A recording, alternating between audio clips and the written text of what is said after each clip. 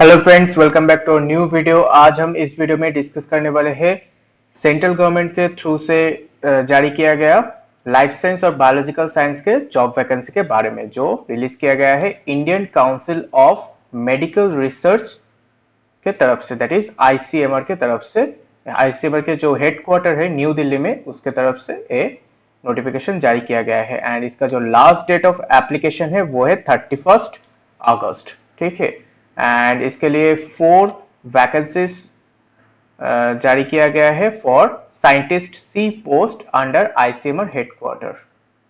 And यहाँ पे हम पोस्ट देखेंगे। जो बायोलॉजिकल पोस्ट है वो है नॉन मेडिकल पोस्ट, एंड यहाँ पे 2 पोस्ट रखा गया है for non medical candidate. And इसके लिए जो क्वालिफिकेशन चाहिए होगा वो है masters from a recognised university in any of the subject as given in the annexure 1। So annexure 1 पे जो जो सब्जेक्ट दिया गया है उसके बेसिस पे आप उस पे आपका मास्टर डिग्री होना चाहिए। सो कौन कौन सी सब्जेक्ट दिया गया है वो है biochemistry, chemistry, anthropology, sociology, social work, food and nutrition, economics with specialisation in health economics, psychology,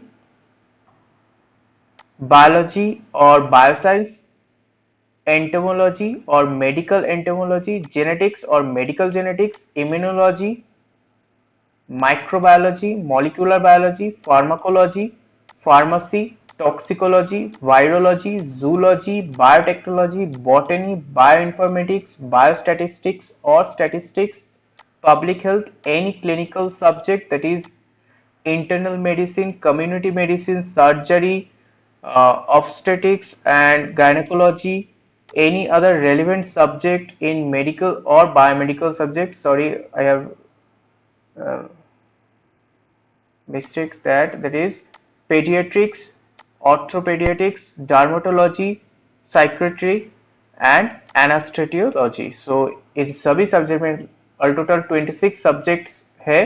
सो इसी में किसी भी सब्जेक्ट पे अगर आपका मास्टर डिग्री है तो आप यहाँ पे अप्लाई कर सकते हैं for non medical post. And इसके लिए एसेंशियल क्वालिफिकेशन हम देखा है, एंड एसेंशियल एक्सपीरियंस भी यहाँ पे जरूरत है। एसेंशियल एक्सपीरियंस क्या है?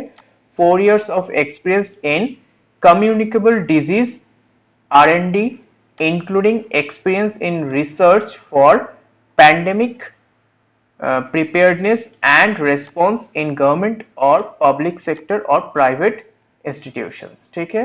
सो यहाँ पे आपका essential qualification लगेगा। एंड यहाँ पे नोट करके कुछ बोला गया है कि PhD will be considered as 4 years experience। अगर आपके पास PhD है तो उसको 4 year experience के हिसाब से माना जाएगा। and experience in research and development related to biomedical science in government or public sector or private institution will be admissible। ठीक है, इसको एक्सपीरियंस के हिसाब से माना जाएगा।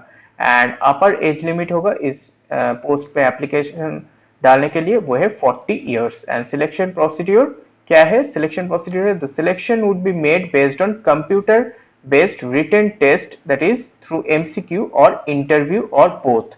सो यहाँ पे सिलेक्शन प्रोसीड्यूर होगा कंप्यूटर बेस्ड टेस्ट के हिसाब से और इंटरव्यू के हिसाब से, और written test and interview both selection procedure में होगा।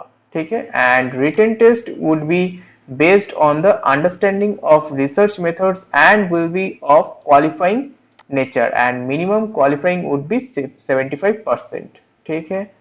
इसके साथ बोला गया है the top 40 candidates, that means 10 times the number of vacancies from among the above qualified list who are otherwise eligible based on their qualification or experience would be called for interview। So selection procedure में total 4 vacancy है, तो इसके 10 times लोगों को बुलाया जाएगा and उनका interview लिया जाएगा फॉर इंटरव्यू। इंटरव्यू के लिए 4 टाइम्स सॉरी 10 टाइम्स कैंडिडेट्स को बुलाया जाएगा। एंड इसके लिए जो एप्लीकेशन फी है, एप्लीकेशन फी है 1500 रुपीज।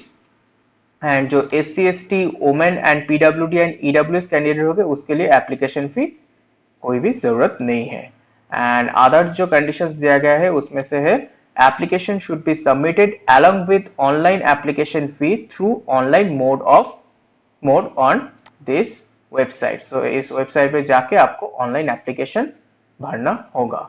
ठीक है, सो यही था जो हमारा आईसीएमआर न्यू दिल्ली और हेडक्वार्टर की तरफ से जारी किया गया scientist C post for non medical और बायोलॉजी और लाइफ साइंस पोस्ट के जो वैकेंसीज के बारे में जारी किया गया है उसके details notification. Okay, so thank you for watching this video.